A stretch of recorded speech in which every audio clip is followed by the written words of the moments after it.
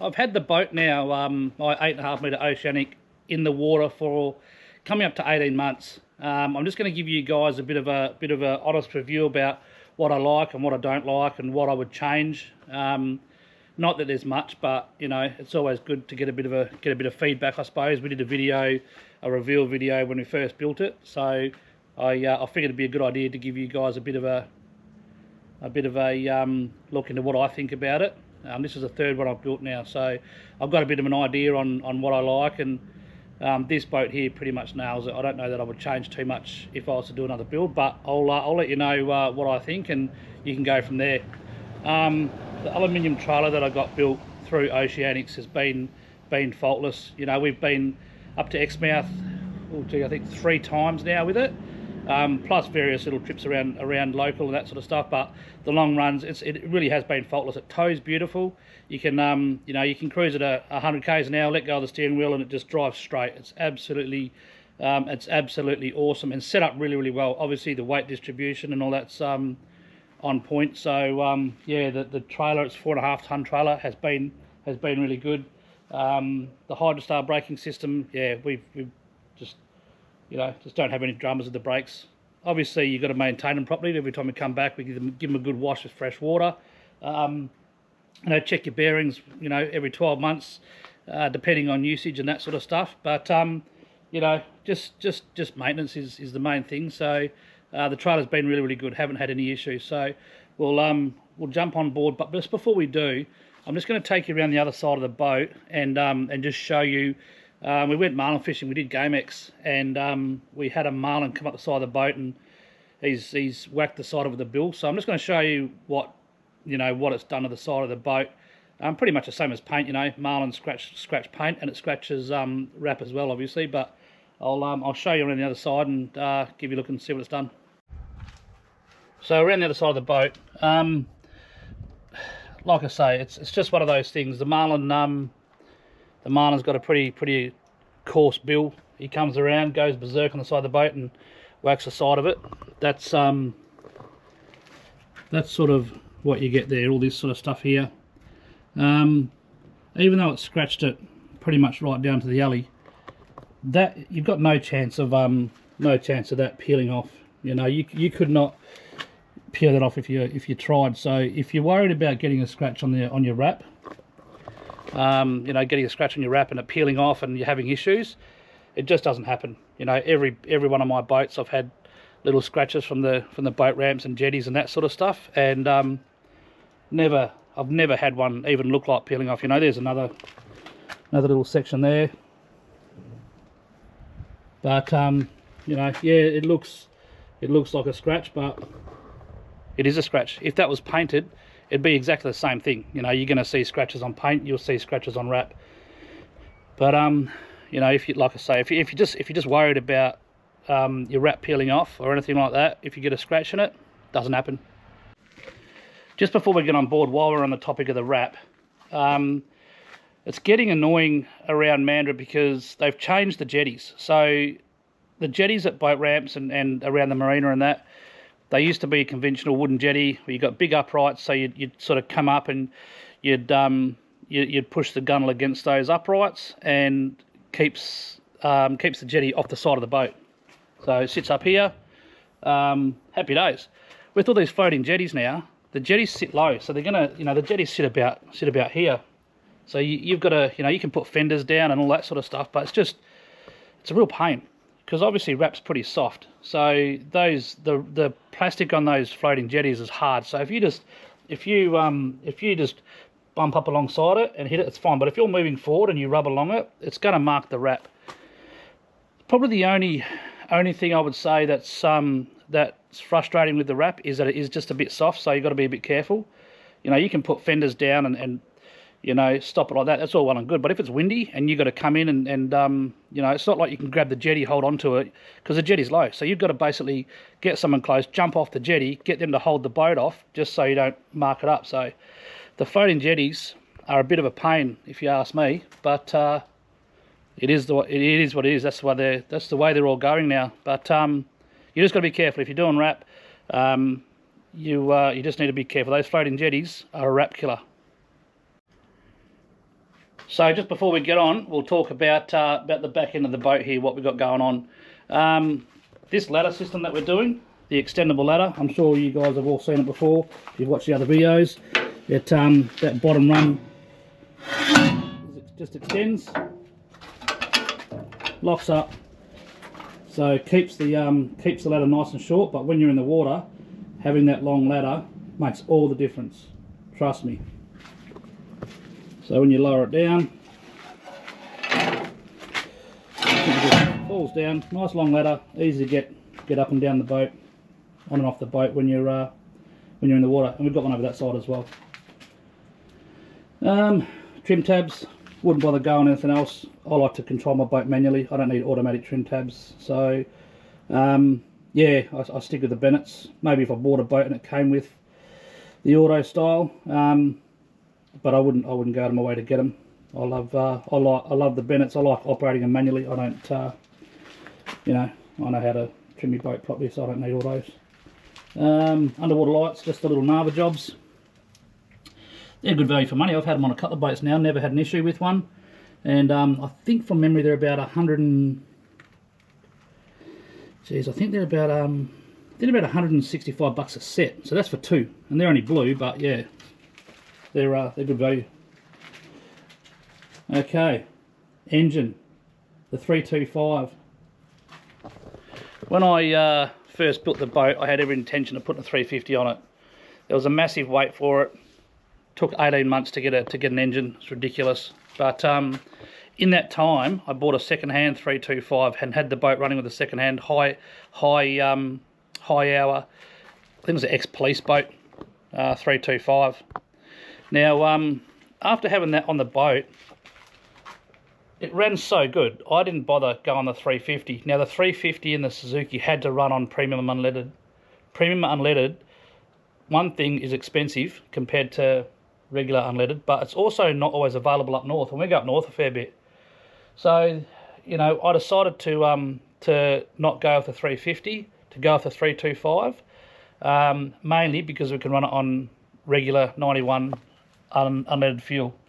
So, you know, we go up north a bit, and it can be 30 to 40 cents a litre difference. So you work that out over 600 litres, it's a lot of fuel. And also, like, it cruises along, like it'll sit on 38, 39 knots all day.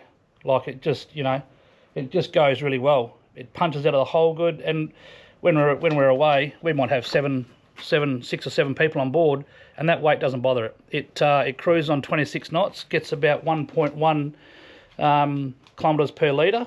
I'm happy with that, that's fine.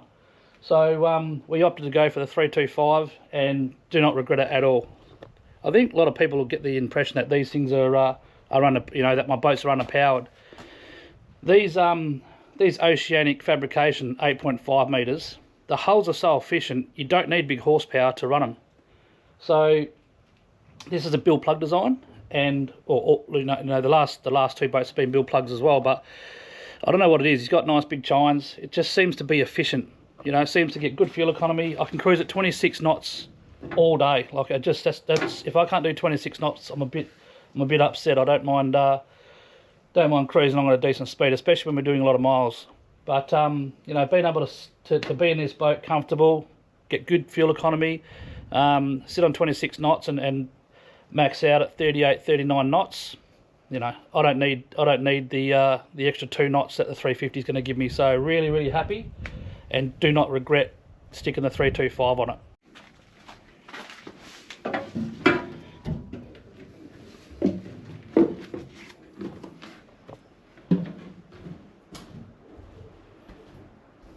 Now, first thing you see when you jump up on this boat is the flooring.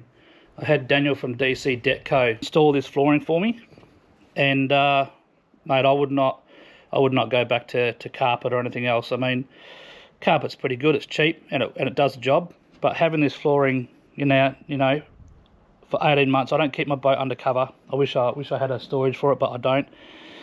So this thing's in the sun all the time, and I've had no issues with any lifting, any glue coming up or anything like that. It's easy to clean, it's cool, it's nice on your feet, and I just can't fault it. You know, there's a few little nicks in it, like You see there, that's from the mackerel. There's another little mark, I think, one other mark there from a wahoo, just his teeth. But that's it. The rest of it's Mickey Mouse, and we've got it on the roof as well. It goes all the way through.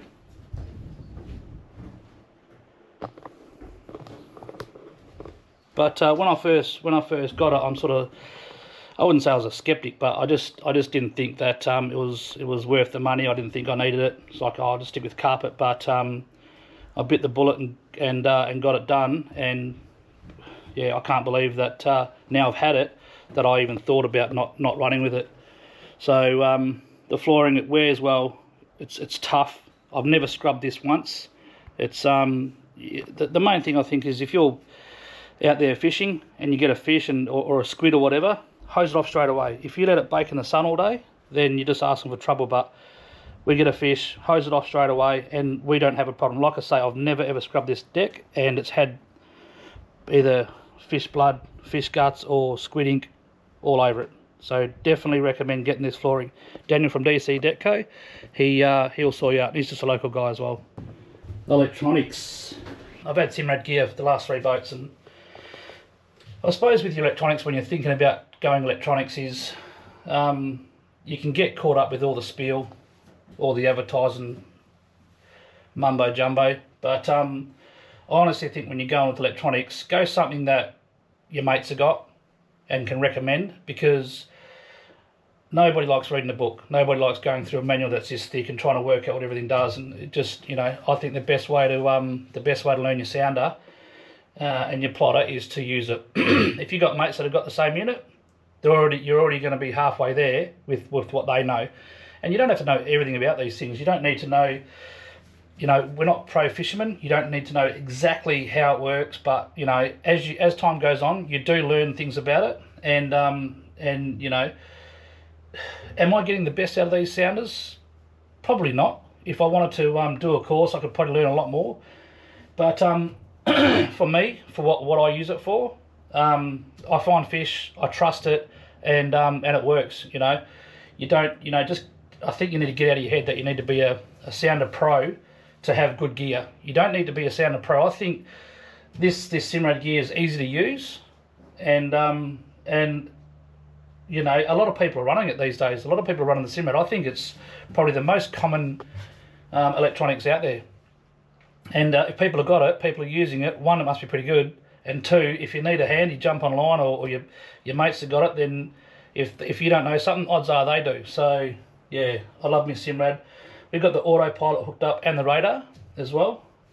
If you're tossing up whether to go autopilot and radar, don't even worry about radar unless you're doing night fishing.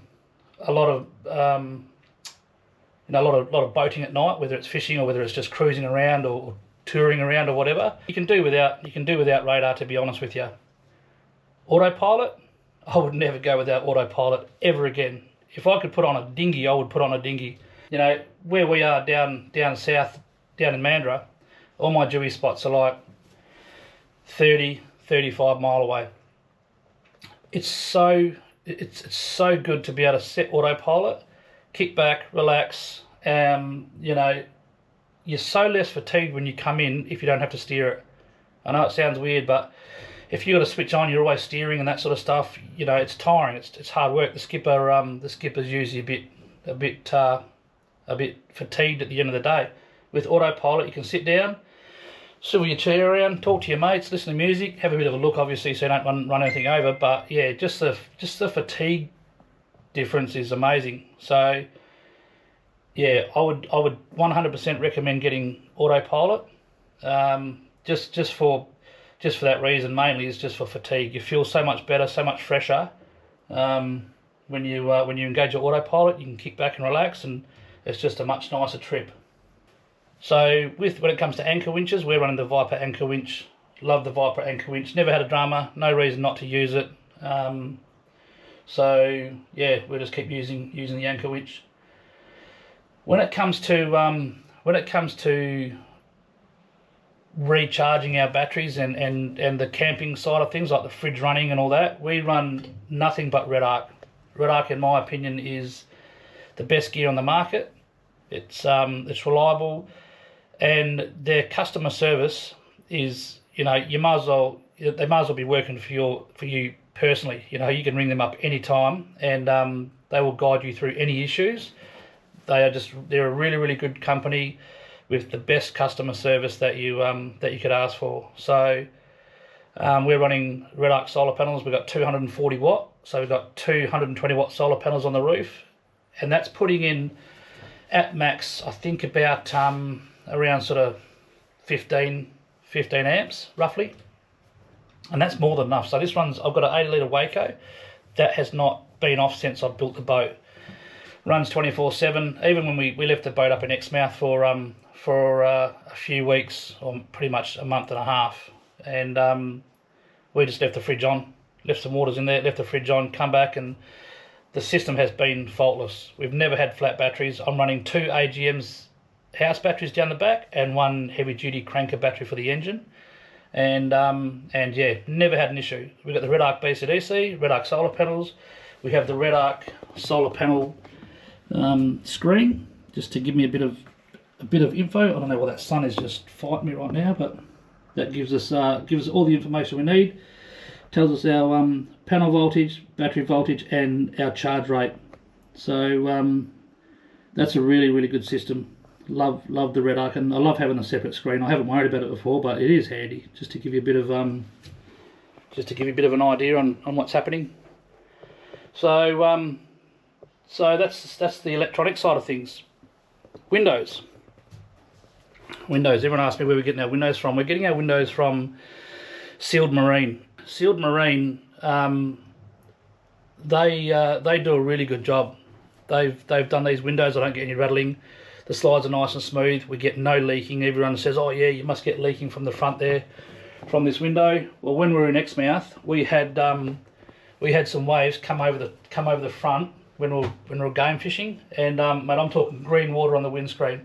We had green water, so we basically had waves breaking on us and we're punching through them. We did not get a drop, not one drop through that seal. So I know there are some windows that leak, not these windows. So Sealed Marine have done a wicked job. My last boat that I had, my last 8.5 metre, we had windows in that, and they rattled. They were just a piece of junk. I used to ride along, like sit here driving, and used to have my hand wedged in here just to stop the rattling. The rattling was just crazy. Absolutely hated them. But Sealed Marine windows, never had an issue with them. Okay, so on the roof we are running this aluminium composite panelling. Now, I was always thinking, oh, how's it going to work? You know, is it going to be all right in the sun, or what's going to happen? You know, if it's going to be hot. But it's insulated, so it's got a. So what it is, it's essentially just a piece of aluminium composite material in the middle, then another sheet of aluminium, really, really thin, and it acts like it sort of insulates it. So when it's hot as man up north, you can hold your hand on there, and it's warm, but it's nowhere near hot. On top of that too, we've got solar panels on the roof, and the roof's got DC Detco flooring, so that's obviously going to stop the heat. But yeah, if you're worried about this composite material getting hot, it just doesn't get hot, and it looks cool as well. The seating is awesome. I've been on a few boats, right, and they've got a similar sort of seat design. It's important that you don't get the seat too low. There's two things you want. You want the seat nice and high, so when you're sitting here, you got good vision. So if you've got kids or the girls on the boat, they don't find themselves sort of looking up, uncomfortable, trying to see what's going on. So the seating on this boat is really, really good. So if you're wondering about heights from the floor, so from the floor to here is 700 mil. And from the dash, so say from, where was it measured? From here to the back of the seat is 1750. So 700 mil just seems to be a good height. So I've got 700 mil there, got 75 mil cushion and 100 mil knee bolster. So that's just the perfect height, you know. Obviously every boat's going to be different, but for this boat, it works out well. Just the height spot on. It's just about it, I think. We've run through just about everything. One thing I will say, when we just did GameX, and this I suppose is the difference between having this style boat to a more of a dedicated game boat. When we were trolling, I noticed when I'm sitting there, because you're a bit lower, it's really hard to see any action at the back. So it's hard to see bill strikes. It's hard to see, you know, if you've got a fish come up on the teasers or anything like that.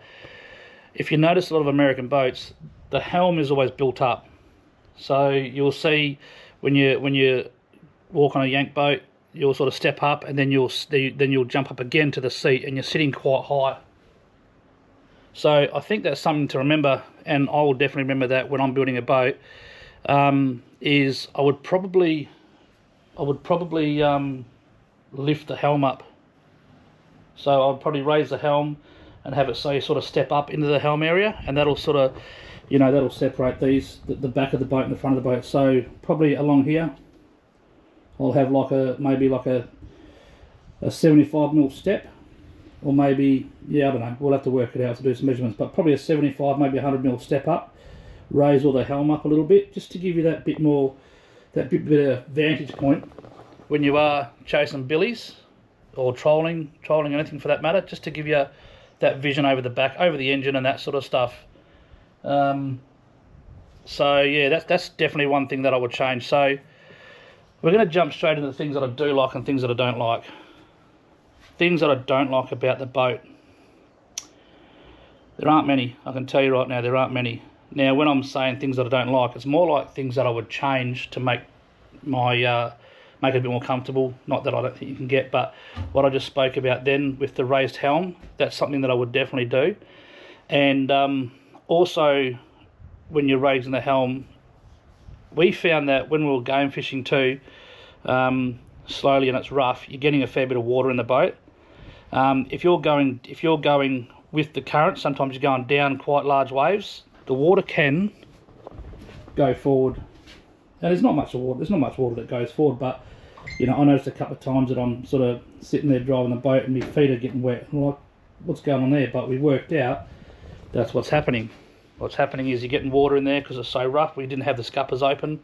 When you're going sort of down waves, and it was pretty gnarly. It was some big swell, because the boat's pointing down. You're getting a bit of water go up around your feet.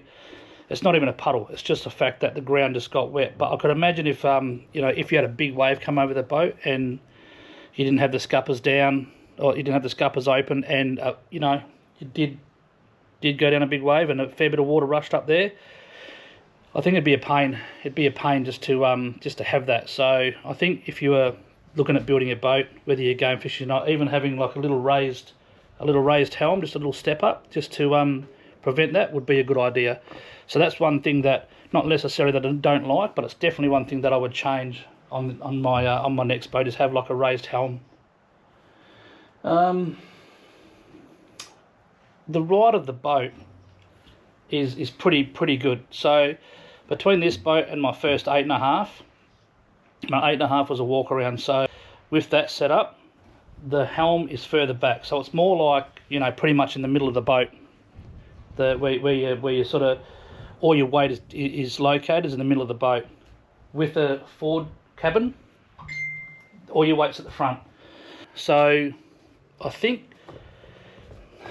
it's hard to say, but I think when it's rough and you're going slow, I think this boat handles better, because it's got the weight in the front, and it just plows through them. So you can put the trim tabs down, and it is a bulldozer. With the walk around, I feel that it's more of a it's more weight bias to the rear. So if it's rough, choppy, the other boat, you seem to be able to get up on top of the chop and sort of almost jump from wave to wave and get over it that way, and you can travel faster. Whereas this boat here, because it's a bit heavier at the front, you can't really get on top, jump it, so to speak. Not that I'm saying jump your boat, but I'm just saying get on top of the waves and sort of skip across the top at a faster speed. Now, I'm talking when you've got that 4 or 5 foot chop. I just feel that the center console, or sorry, the center cabin, just because there's more weight bias at the rear, sort of gets the nose up and sort of skips across the top. But in saying that, I think this boat handles the slow going in the really, really rough stuff better, because it just punches the bow through it. So the ride of this boat compared to the ride of the other boat, in certain circumstances is better, and in other circumstances I would probably rather have a bit of weight back to sort of get up on top. Now, you know, you could say, oh, if you had twin motors on the back, a bit more weight at the back, it would counter that, but it wouldn't. It just wouldn't, because you're making the boat too heavy then to sort of do that sort of skipping across the top of chop sort of thing. So it's not really something that I would change on the boat, but my next boat, I would definitely build my boat with that in mind, with the style of fishing that we do, and the amount of miles we do when it's choppy. You know, would I build another one of these, or would I build another walk around? Food for thought. As much as I love this boat and it rides insane, and I would put this boat up against any other boat, but yeah, it's just something that I would think about. Now, of course, you come with the dilemma of how do you get this helm set up, which is why I designed this boat and what I've designed the boat around, in a walk around, without it being 4 meters wide. Well, obviously something's got to be sacrificed. So you know, you're never ever going to find the perfect boat. You're never going to find the boat that covers every single one of your needs. But you know, I suppose you're trying to build something that's going to do everything really, really well. And this boat does everything really, really well. Trust me, you can still walk around the side. We've got the boys fishing off the front. You know, Jacko sleeps up on the roof in his swag. It does everything right. But I just thought I would let you know the difference between the two boats. You definitely notice this boat being heavier at the front compared to the walk around. But yeah, it's still a boat that rides extremely safe and very, very stable when you're out in the rough stuff. I don't really know what else to say about what I don't like about it. I'm only picking things because I'm just trying to give you guys an honest opinion. I love everything about this boat. Yeah, I'm not even going to ramble on about what I don't like, because there really is nothing that I don't like. I'm just picking things because I'm picking things. What I do like about it, but, is everything. I love the ride. I love it's 2.7 meters wide, so I can travel at night. If I go any wider, I can't travel at night, and it's way wide enough. So this is 8.5 by 2.7 wide, 2.7 meters wide. I need oversized signs, but I can travel at night, but I can't go on the freeways. That's fine. There's always ways around the freeways, but yeah, I just love everything about it. It's the setup and the comfortable ride, the comfortable seating, the fishability is awesome. Yeah, I could go on here all day telling you how good the boat is, but yeah, I love everything about this boat. It's pretty much the ultimate cross between family and fishing. Well, that's about it. I don't think there's much more I can go on about. Hope you like the video, and yeah, like and subscribe if you haven't already, and we'll see you next time.